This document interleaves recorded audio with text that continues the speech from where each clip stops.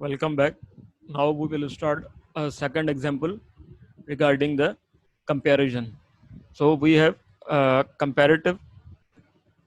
We have another example through which we will do solve it by SPS. Now in this example, uh, we have given a data of sleeping hour of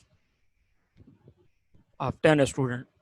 So now we will test for this using the one sample teachers, because in this only we have one sample and it is parametric, because it is taken from simple, because it is a simple of population in which we are our uh, estimating our theory, that either it is hypothesis, that either it is correct or not. So for example, we have once for one sample t, we will apply here one sample t test. For that we have an example: the average sleeping time is supposed to be 8 hours a day.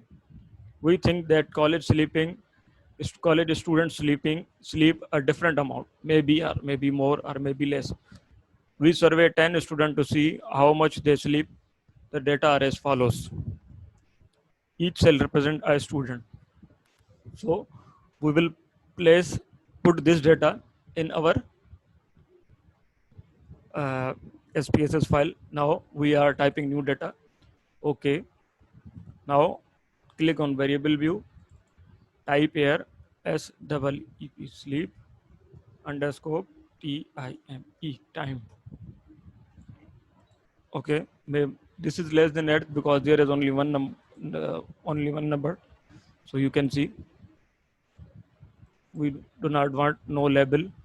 Scale by year. Okay, scale it's okay. So we will now type this data in our SPSS, that is 6, 5, 4, 3, 7, 3 and 7, then triple 5, 5, again 5 and 6 and 6. Now you can see we have typing the data in our data view, variable view. We have this type of information we have placed. Now let's move to analyze this. We will go for again analyze.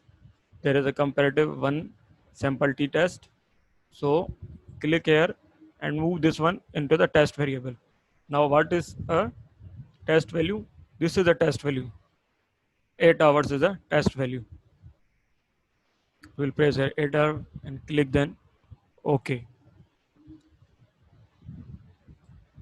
Right now this is a p value. This is a main value which we need. So we have, this is a main value which we need. So it is 000. Okay. Now how I will include this data?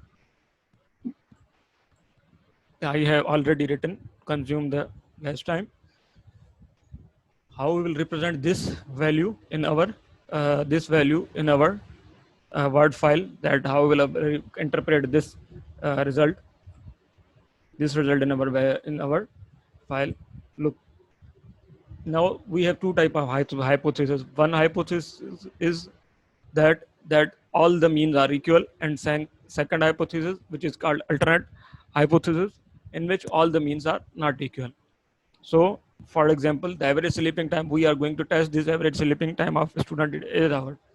In null hypothesis statement, null hypothesis means we do not know anything, either it may be right or wrong. So the average sleeping time of a student is 8 hours. H naught is equal to 8 hours. H1 or null or alternate hypothesis, we have average sleeping time of a college student is not 8 hours. We have H1 hypothesis. So for test value, we have placed the alpha or p value is equal to 0.005, and we name the test is one sample t test. Now we are a critical region is that if p value is less than alpha, then we will reject this one hypothesis. So we accept. If we reject null hypothesis, then definitely we will accept the alternate hypothesis. So conclusion,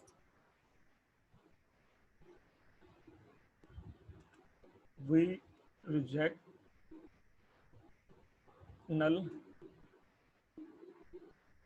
we fail to reject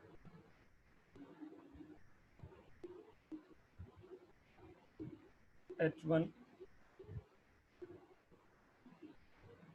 hypothesis, and we can conclude that average sleeping time of college students are not 8 hours. Now, friend, look, this is the conclusion of this test, and we hence proved. You can see also that it is not equal to the 8 hours. So we prove this by using SPSS and this data. Now you can practice on this with various example. Just remember that analyze. I'm doing again. Go to one sample t-test. Look, click this and put in this test variable and place your eight value as whatever value you are giving test value. For suppose someone is giving 10 hours or any other hour or any other thing, you can place your test value and then okay. You will see the result here. It is, you can check the mean standard deviation and you can see here the p value is this one, sig 2 t tilde. You can check here the p value and you can write data in this form. So next, move towards the another example in which we have more than 1 hour, two examples.